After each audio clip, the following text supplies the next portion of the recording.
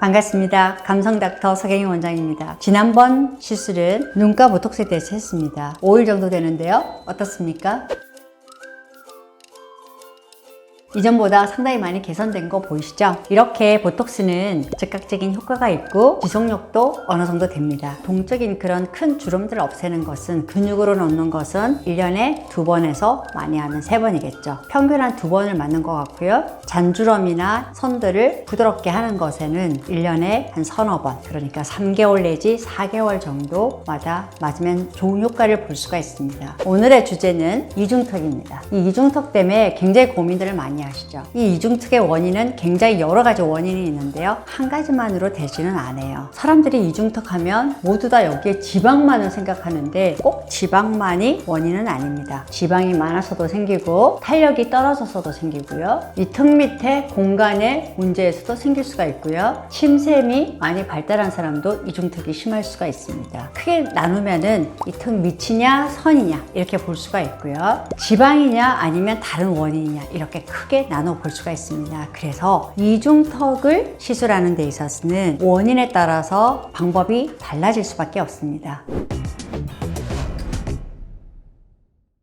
여기가 지방 때문에 그렇다면은 이 지방을 녹이는 지방 분해 주사도 상당히 효과가 있고요. 지방 흡입을 하는 방법도 있겠습니다. 그리고 나는 주사도 싫고 수술도 싫다. 이런 경우에는 기계적인 방법이 있습니다. 울세라나 슈링크와 같은 초음파 장비가 이중턱에 상당히 도움이 되겠죠. 지방을 파괴하는데. 그리고 인모드나 써마지, 그리고 튠 등등 이중턱을 없앨 수 있는 고주파 장비, 트루스컬프 아이디도 상당히 도움이 돼요. 그리고 두 번째는 턱 선이 무너져서 생기는 경우가 많이 있습니다. 특히 앞으로 나온 게 아니라 무턱에 가까운 사람들도 생길 수가 있거든요. 그런 사람들은 무턱 교정을 해주면 훨씬 나아지고요. 그리고 양악이나 수술을 한 경우에도 흉살이 많이 생기거나 림프순이 나빠진 경우에도 턱 선이 무너지기 시작을 합니다. 그리고 목을 싸고 있는 이 근육, 그리고 턱을 중심으로 해서 턱 밑에 있는 근육들, 이 근육들의 흐름이 나빠지거나 탄력이 떨어지는 경우에도 당연히 이중턱이 생길 수가 있죠. 지방만 문제다, 또 탄력만 문제다 이런 경우가 아니고 복합적이기 때문에 시술은 복합적으로 하는 것이 좋고요.